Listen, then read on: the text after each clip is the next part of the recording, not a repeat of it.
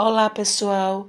Eu sou Regina Rodrigues E eu me chamo Ellen Gomes. e está começando agora mais um episódio do nosso podcast Café com Ciências Sociais. No episódio de hoje, vamos discutir um texto fundamental de Karl Marx, o capítulo A assim chamada acumulação primitiva, do livro 1 de O Capital. Nosso objetivo é explicar o texto, trazer exemplos e levantar algumas questões para debate. Então, pega sua água, ajusta o fone e vem com a gente. Para começar, Marx critica a história cor-de-rosa contada pelos economistas liberais, aquela narrativa bonitinha que diz que o capitalismo surgiu porque algumas pessoas eram trabalhadoras e poupadoras, enquanto outras eram preguiçosas e gastadoras. Isso, Ellen. Para Marx, essa história é tão fantasiosa quanto o pecado original bíblico. E ele até ironiza. Assim como Adão mordeu a maçã, os pobres teriam mordido a preguiça. E por isso são pobres até hoje. Mas, na realidade, o processo foi tudo menos pacífico. Marx argumenta que o capitalismo só pode surgir porque aconteceu um processo histórico violento de separação entre trabalhadores e os meios de produção. Exatamente. A acumulação primitiva é o conjunto de violências, expulsões, cercamentos, destruição de aldeias, massacres, escravizações e roubo de terras, que criou dois grupos fundamentais. De um lado, capitalistas com dinheiro, terra e meios de produção, e dois, do outro, trabalhadores livres apenas no sentido de serem livres de qualquer meio de sobrevivência. Ou seja, livres para vender a única coisa que lhe restou, a força de trabalho. Marx diz que a Terra Inglaterra foi o caso clássico desse processo. E por que isso? Ora, porque lá ocorreu uma série de transformações profundas. Vamos organizar em três fatores principais. Primeiro, a expulsão dos camponeses da terra.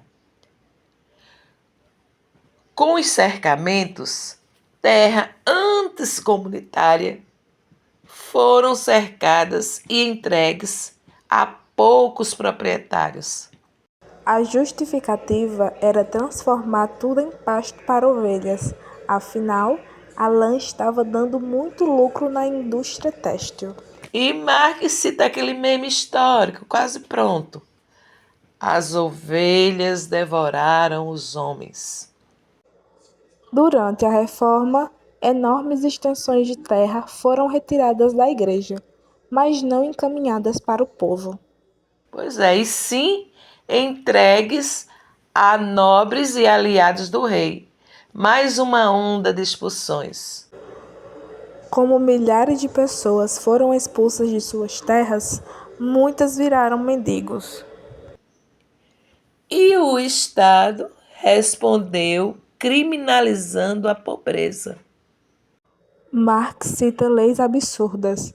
Por exemplo, pessoas sem trabalhos eram marcadas como um ferro quente, poderiam ser escravizadas e, na reincidência, até executadas. E tudo isso para forçar a nova classe trabalhadora a aceitar o trabalho assalariado. Marx critica os liberais que dizem que o capitalismo nasceu do trabalho duro e da meritocracia. Ele mostra que a origem do capitalismo foi, na verdade, um processo de expropriação violenta, baseado em cercamentos, expulsões, destruição de modo de vida, criminalização da pobreza e controle do corpo do trabalhador. E é importante notar, o capitalismo não só nasce desse processo, mas continua dependendo dele. As formas mudam, mas a lógica permanece. Agora, Vamos levantar algumas questões. Marx analisa o início do capitalismo europeu, mas isso se conecta com a realidade brasileira? Com certeza, Ellen. Podemos ver a acumulação primitiva em vários episódios da nossa história, como, por exemplo, expulsão de povos indígenas, escravização de africanos, grilagem de terra, devastação ambiental, concentração fundiária. E mesmo hoje, podemos pensar nos conflitos no campo, no avanço do agronegócio sobre territórios tradicionais e até nas remoções urbanas. Verdade. É aquela frase: o capitalismo não começou com um mercado livre, mas com um mercado cheio de sangue, grilhões e cercas. Se o capitalismo nasce da violência, é possível um capitalismo humano? Olha, Marx diria que não. Para ele, a violência não é um defeito do capitalismo, mas o mecanismo que torna esse sistema possível. A expropriação dos meios de vida, a dependência do salário e a competição permanente não são acidentes, são a base estrutural do capitalismo. Mesmo quando o Estado cria direitos trabalhistas ou redes de proteção, o sistema continua organizado pela lógica do lucro e pela desigualdade. Então, sim, o capitalismo pode ser menos brutal em alguns contextos, por exemplo, em períodos de estado de bem-estar social, mas ele nunca deixa de produzir exploração. A humanização é sempre limitada e frágil, porque contradiz o próprio motor do sistema. E quais formas de acumulação primitiva ainda vemos no Brasil hoje? Aqui no Brasil, a acumulação primitiva nunca foi um capítulo encerrado. Ela é contínua. Vemos isso em vários fenômenos. Por exemplo, conflitos no campo e grilagem de terras, especialmente na Amazônia e no Cerrado. Povos originários e comunidades tradicionais são expulsos para abrir espaços ao agronegócio e à mineração.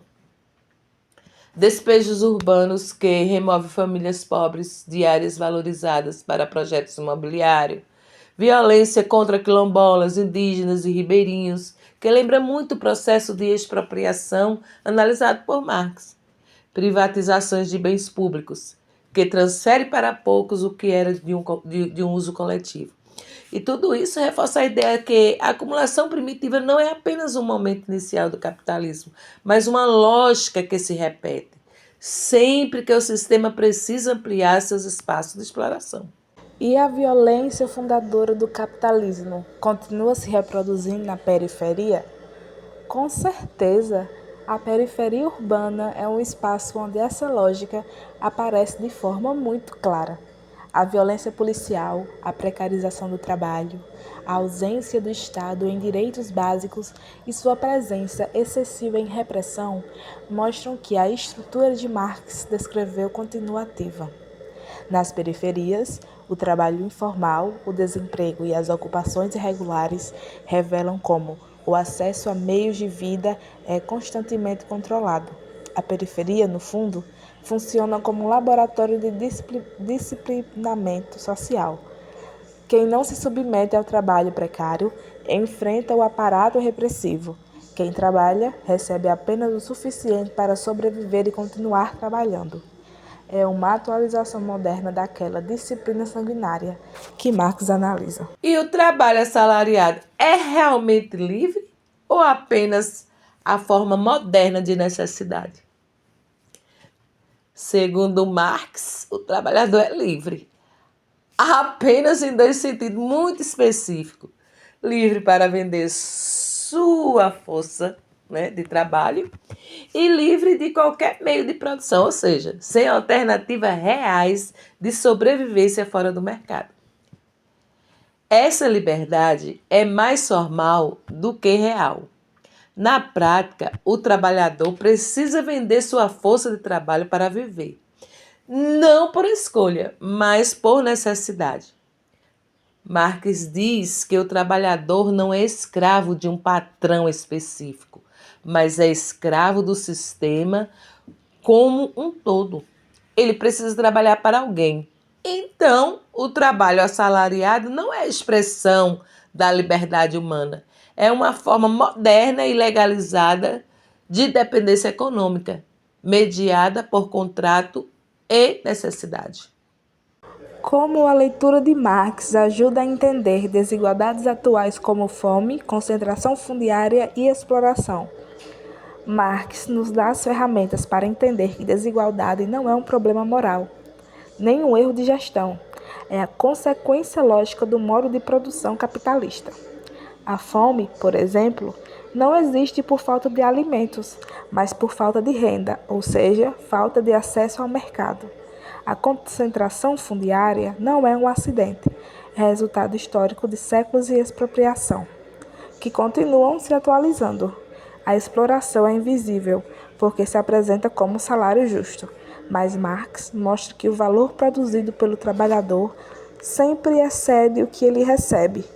Essa diferença é a mais-valia, ou seja, Marx nos ajuda a perceber que desigualdades atuais não são desvios, mas expressões do funcionamento normal do capitalismo. E assim chegamos ao fim de mais um episódio do nosso podcast Café com Ciências Sociais. Esperamos que você tenha conseguido entender melhor o significado da acumulação primitiva e por que esse conceito é tão importante para Marx. E se você gostou, compartilha com colegas, comenta e continue estudando com a gente. E muito obrigada por ouvir até aqui. Até o próximo episódio. Tchau, gente.